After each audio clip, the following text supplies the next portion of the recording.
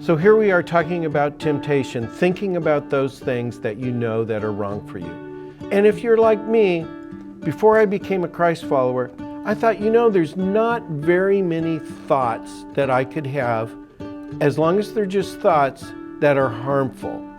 And with a psych background, I'm thinking, there's really not so many bad thoughts. Really, this Christian thing is all about a bunch of no, and I can free my mind, become a free thinker, and just do those things. Especially, it's kind of like when Fritz Perls was around. You do your thing, I do mine, and in my thought life, I can think about anything. It doesn't harm anybody, and that's how it was.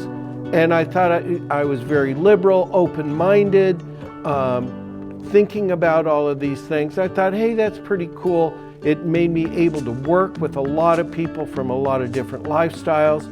And now that I've become a Christ follower, I've started to realize that there was something wrong with my logic. I thought I was a free thinker.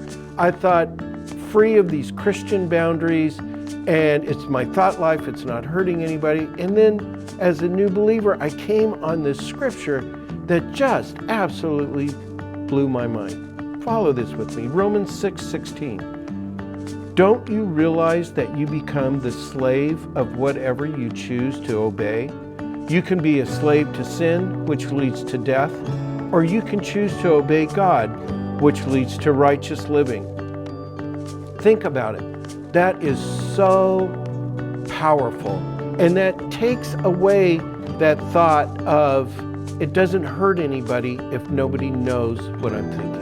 Well, really, according to this scripture and according to what we see both as researchers and in my own personal spiritual life, is if your spiritual life has no boundaries of thinking of evil things and all of that, it will pretty soon dominate your life. And lo and behold, what you thought was freedom actually becomes slavery. And we see this all the time when we work with people who, let's say, are addicted to porn. Well, I can look at this.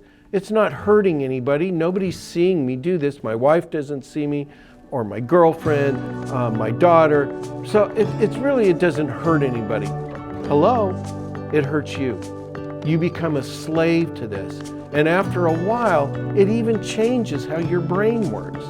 So let's get a grip on our life. Let's start moving closer to those things that we know that are good for us. And from a Christian context, let's start moving closer to Jesus today than we were yesterday. And if we continue to do this, our life will transform. I guarantee it.